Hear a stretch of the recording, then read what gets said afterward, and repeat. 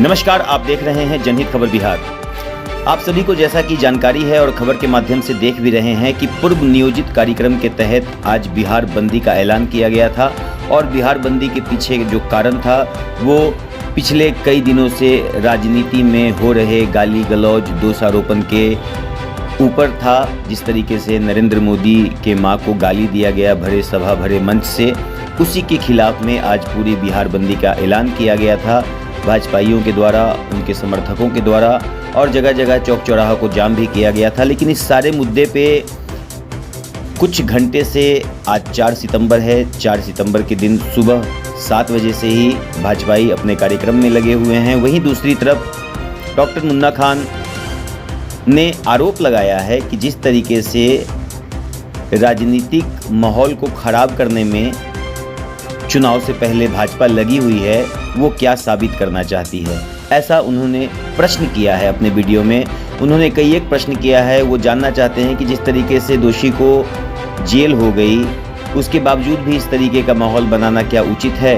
उनका ये भी कहना है कि ये जो गाली गलौज हुआ है वो इनके कार्यकर्ता नहीं थे, कहीं न कहीं किसी ड्राइवर, किसी व्यक्ति विशेष के द्वारा, भाजपाइयों के द्वारा ही इस पूरे परिकरण को अंजाम दिया गया है। सब कुछ सोची समझी साजिश बताई है मुन्ना खान ने। तो क्या कुछ ये कह रहे हैं, आइए सुनते हैं। आपका बहुत अच्छा सवाल है कि आज भाजपा के बंद से क्या असर पड़ा। असर कुछ नहीं पड़ा। मैं बता दूं आपको, ये सीधे तौर पर एक नैरेटिव तैयार किया जा रहा है। मैं देख लीजिए, राहुल गांधी पद यात्रा पे थे, वोट अधिकार यात्रा, यानी वोट चोर गद्दी चोर। बच्चे के ज़बान पे ये बात आ गया कि जो सरकार बन रही है वो वोट चोरी करके बन रही है। इसीलिए भाजपा बौखला करके, जो भाजपा के कार्यकर्ता हैं बौखला करके एक तरीके से एक साजिश रचा गया और एक पिकअप ड्राइवर को किसी स्टेज से गाली बुलवा दिया गया, जो कि निंदनीय है। चूँकि वो हमारे देश के प्रधानमंत्री हैं, उनकी माँ ही नहीं, देश की सभी माँ हम लोगों के लिए माँ के समान है।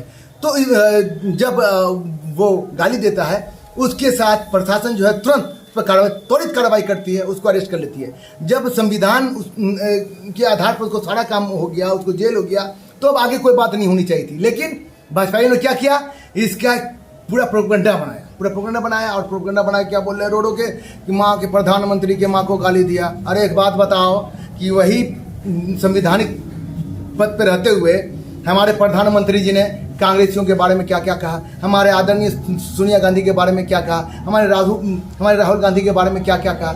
और आप वही देख लीजिए, सदन के अंदर में माँ बेटा बैठे हुए हैं और भाजपा की एक नेत्री उस टाइम में मंत्री थी, उन्होंने हमारे सोनिया गांधी के बारे में क्या कहा। कांग्रेसी तो कभी डंडा लेके नहीं गए।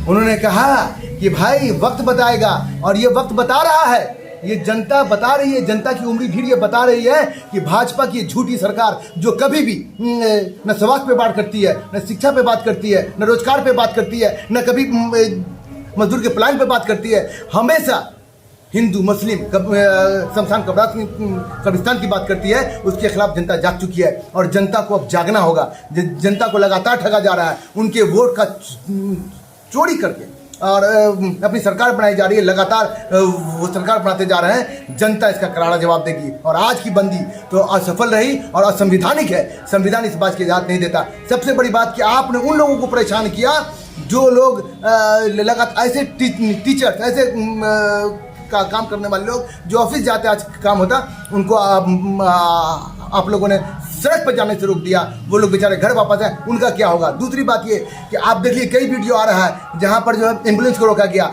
जहाँ पर जो है जो कर्मचारी जा रहे थे उनको रोक दिया गया। ये कहाँ संविधान देता है भाई। पूरे बिहार, सिर्फ बिहार में हो बंद, जबकि माँ हमारी, जब हमारे प्रधानमंत्री हैं आदरणीय मोदी जी, उनकी माँ सारे देश की माँ थी। सारा देश बंद होना चाहिए था, सारा देश बंद नहीं हुआ। इलेक्शन बिहार में, इसलिए बिहार बंद हुआ। इसीलिए कहीं पर कोई जो है असर नहीं दिखा। ये भाजपा का बंद असंवैधानिक था, ये बिल्कुल ही गलत हुआ।